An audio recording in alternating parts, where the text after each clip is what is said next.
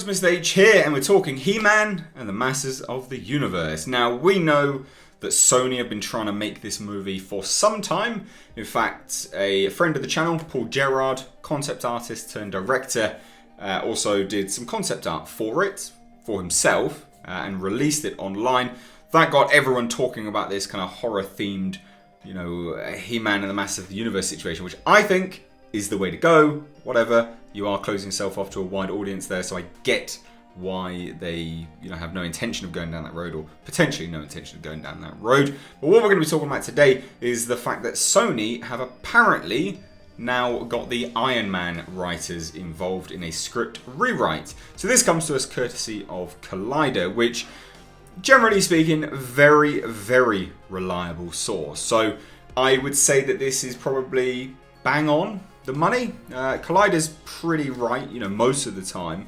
But this will be Art Markham and Matt Holloway, so they will be on board apparently to do a script rewrite for this. Now, the second part of this news is the kind of first details of the characters involved. But this is older news before the script rewrite, so whether they choose to take any of these characters and the themes behind these characters, behind this part of the details anyway, and put it over to the script rewrite, who knows? But this comes to us from that hashtag show. Again, can be good, can be bad, but it's worth talking about because if it is true, then at least you're informed. So, big warning that it's just conjecture at this point in time. But that being said, let's talk about the character details.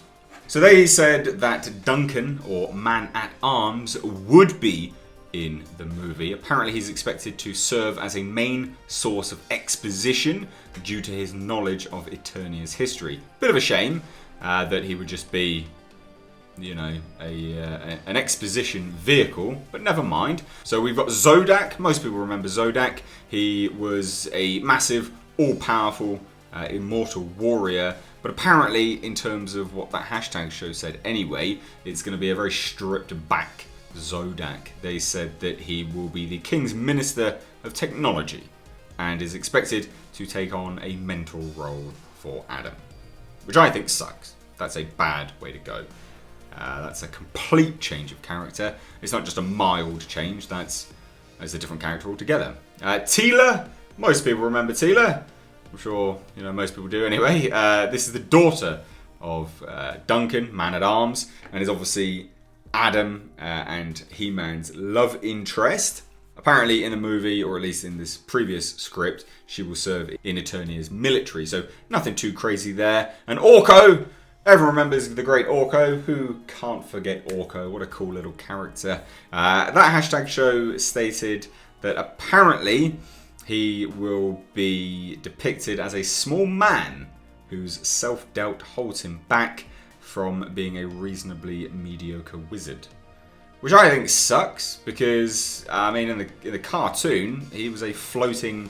he's still pretty mediocre. Like, he wasn't very accomplished in, wizardry, but he was this floating, big, bat-eared creature. And he looked cool. Yes, it was comic relief, but it worked. And, again, just a complete change of character here, which I think is a bit of a shame, really, because those people that grew up with He-Man, now this new generation won't, or at least won't with what we knew anyway. Stratos, if anyone remembers Stratos or Stratos, he was the leader of the bird people known as the Avion, and he was obviously an ally to He-Man, but that hashtag show were reporting that in the previous script, he will be nicknamed the Angel of Death, and he will rule over the sky and be the guardian of the Iron Gate prison, where Skeletor and his crew are imprisoned at one point. Not drastic changes, not bad either.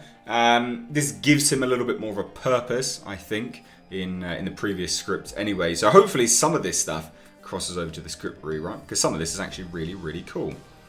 So we've got Beastman.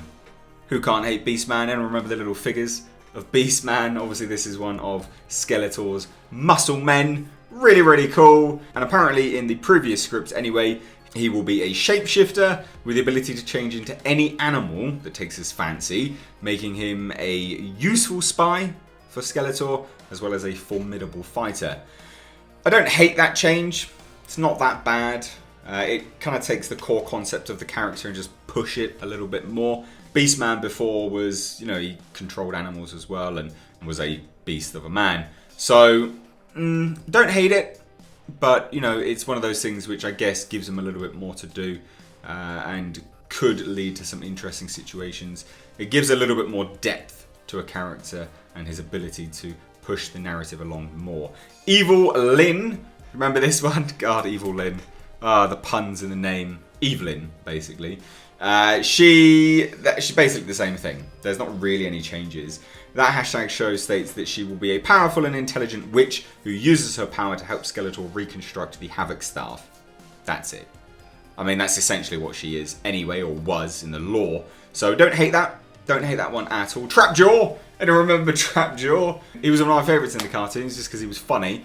And in terms of his appearance in the previous script, he's just a cyborg of some description. There's not really any other details involved there. So what do you guys think of this? What do you think of Iron Man writers coming on board for a potential rewrite of these maybe legit details which I've just given you? Let me know. And what about the details did you like? Did you dislike? Let me know your thoughts down below in the comment section. As always, if you are new here, hit that subscribe button. Stay up to date on all the world of pop culture and movie news. And if you like this video, give it a like and a share. I'm Mr. H. Take care.